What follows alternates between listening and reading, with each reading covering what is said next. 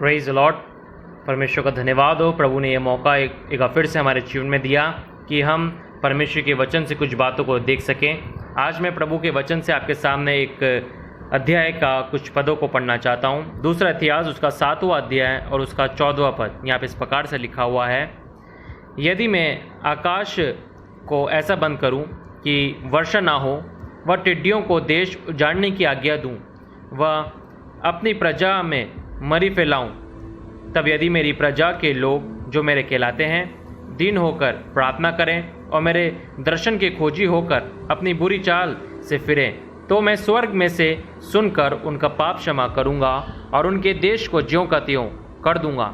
हम सब इस बात को जानते हैं कि किस प्रकार से आज संसार भर में कोरोना वायरस का प्रकोप बढ़ता ही चला जा रहा है। ये महामारी किस प्रकार से चाइना से आरंभ हुई और संसार के हर एक कोनों तक, हर एक देश तक और हर एक शहरों तक पहुंचती ही चली जा रही है और अपनी पकड़ को ये मजबूत करती ही चली जा रही है। मगर जिस प्रकार से हमने अभी इस वचन को पढ़ा कि परमेश्वर इस बात को कहता है, यदि मैं आकाश को बंद करूं कि वर्षा ना हो, वह टिड्डियों को देश उजाड़ने की आज्ञा दूं, वह अपनी प्रजा में मरी फैलाऊं, तब यदि मेरे प्रजा के लोग जो मेरे कहलाते हैं दीन होकर प्रार्थना करें और मेरे दर्शन की खोजी होकर अपनी बुरी चाल से फिरें, तो मैं स्वर्ग में से सुनकर उनका पाप क्षमा करूंगा और उनके देश को ज्यों का त्यों कर दूंगा। हम इस बात को देख सकते हैं कि किस प्रकार से परमेश्वर इस बात को कहलवा रहा है कि जब परमेश्वर आकाश से वर्षा को ना होने दे। और हम देख सकते हैं कि ऑस्ट्रेलिया में किस प्रकार से आग चारों दिशाओं में उन जंगलों में फैलती चली गई कि लगभग 1 करोड़ से भी ज़्यादा जानवर मारे गए, कितने घर बर्बाद हो गए, कितने लोगों ने संघर्ष किया।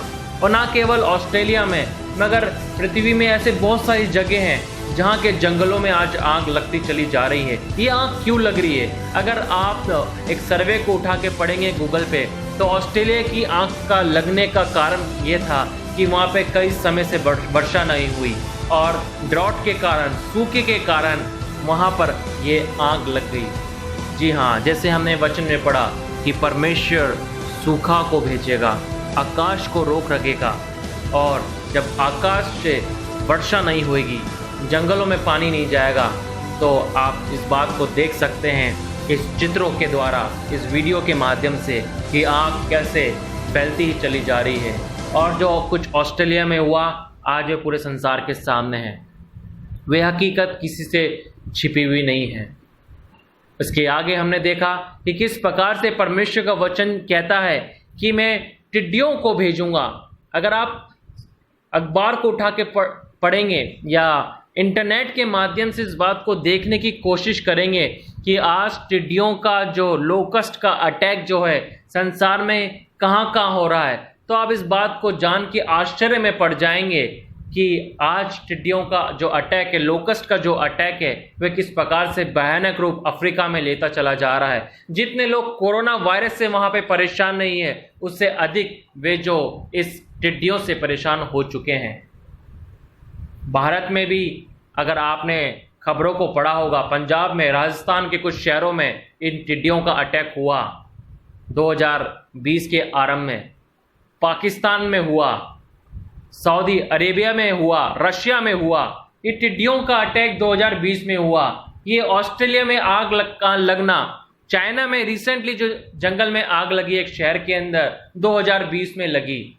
ये सब घटनाएं 2020 से क्यों जुड़ी हुई हैं? इन बातों को जान के हमारे अंदर एक सवाल आएगा कि ये आग का लगना, ये टिड्डियों का अटैक होना और इस महामारी का 2020 में पूरे संसार में फैलना, ये इस बात का संकेत है कि परमेश्वर अपने लोगों से, संसार से कुछ चाह रहा है कि लोग अपने मनों को परमेश्वर की ओर फेरे, उन बुरी चालों से अपने मनों को फेरे। क्योंकि अगर आप खबरों को उठा के पढ़ेंगे तो पाप किस कदर इस पृथ्वी में बढ़ता चला जा रहा है, फैलता ही चला जा रहा है कि लोग पाप करने से पीछे नहीं हटते हैं। लोग पाप को पाप के रूप में स्वीकारना ही नहीं चाहते कि वे पाप है, वे उसको हल्के में लेते हैं।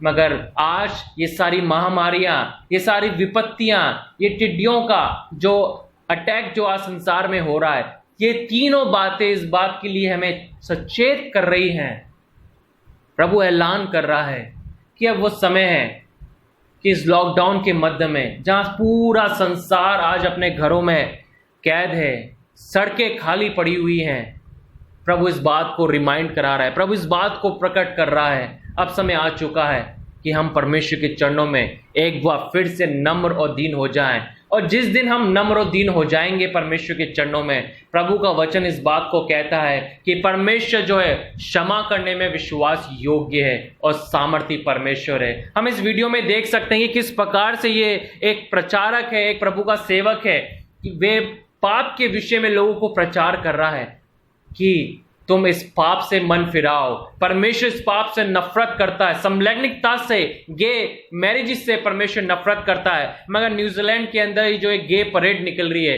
उसके खिलाफ भी इस व्यक्ति ने प्रचार किया और लोग किस प्रकार से इसका मजाक उड़ा रहे हैं, आप इस वीडियो में देख सकते हैं। आप देख सकते हैं कि किस प्रकार से लोग पाप को करने के लिए उत्साहित हैं, किस प्रकार से लोग पाप को करना इतनी आसानी से स्वीकार लेते हैं, पाप को पाप के रूप में नहीं लेते हैं। परमेश्वर से वे लड़ना पसंद करते हैं इसके बजाय कि वे उन पापों को छोड़ दें। आप देख सकते हैं इस वीडियो के अंदर एक प्रभु का एक सेवक निरंतर प्रचार कर रहा है कि अपने मन को फिराओ, इस पाप से अपने मन को फिराओ, प्रभु यीशु की ओर फिर जाओ, क्योंकि वे जल्दी और शीघ्र आने वाला है। मगर लोग इसकी बात को हल्के में ले रहे हैं, लोग इसकी बात को सुनना पसंद नहीं कर रहे हैं, इसका मजाक उड़ा रहे हैं। और संसार में आज यही हो रहा है, जहाँ जहाँ लोगों ने परमेश्वर के सेवकों का मजाक उड़ाया है, वहाँ वहाँ परमेश्वर ने उन बातों को प्रकट करके इस बात को संसार में बताया है कि परमेश्वर पाप से कितना नफरत कर रहा है, कितना नफरत करता है। परमेश्वर एक पापी को क्षमा करता है, मगर इसका मतलब ये नहीं है कि परमेश्वर पाप से नफरत नहीं करता है। प्रभु पाप से नफरत करता है, पापियों से नहीं करता। और ये सारी बातें आज संसार में हो रही हैं, लोग अपने मनों को नहीं फिरा रहे हैं। मगर जब आपने संदेश को सुना है तो मैं आपसे यही प्रार्थना करना चाहता हूँ, विनती करना चाहता हूँ कि आइए हम सब प्रभु के चरणों में इस लॉकडाउन के मध्य में आएँ और परमेश्वर को स्वीकारें और लोगों को बताएं कि उसका पुत्र यीशु मसीह बहुत ही शीघ्र आने वाला है। परमेश्वर एक बार फिर से संसार को इस लॉकडाउन के मध्य में मौका दे रहा है कि वे अपने सृष्टिकर्ता की ओर फिरें, इस पाप से फिरें, इन गलत बातों से, गलत शिक्षाओं से फिरें। क्योंकि एक समय था जब परमेश्वर ने दया को प्रकट किया, अनुग्रह को प्रकट किया, मगर अब एक समय ऐसा आ रहा है जहाँ वे अपने न्याय को प्रकट करेगा। और प्रभु अपने न्याय को संसार में प्रकट कर भी रहा है।